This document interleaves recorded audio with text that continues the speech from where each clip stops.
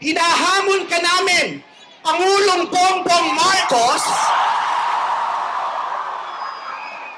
kung gusto mong magkaroon ng magandang legasiya, ang pangalan mo, ipakulong mo lahat ng magnanakaw.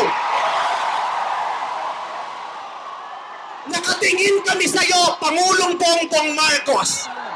At inaasahan ka namin, hindi dahil sa idol ka namin, kundi dahil sinuswelduhan ka namin at inaasahan namin na tutuparin mo ang inuutos naming mga employer mo. Kami ang nagpapasahod sa inyo, tapos na ang panahon na natatakot tayo sa gobyerno. Takutin natin ang gobyerno dahil ang kapangyarihan nasa sa atin, wala sa kanila. Nakatingin kami sa inyo. Ipakulong. Lahat ipakulong. Bawiin ang mga ari-arian. Bawiin ang mga ari-arian. Pati atay, i-donate.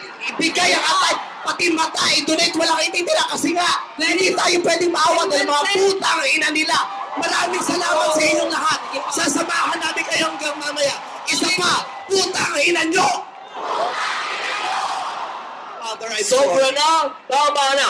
Sobra na, tama na. Sobra na, tama na. Okay.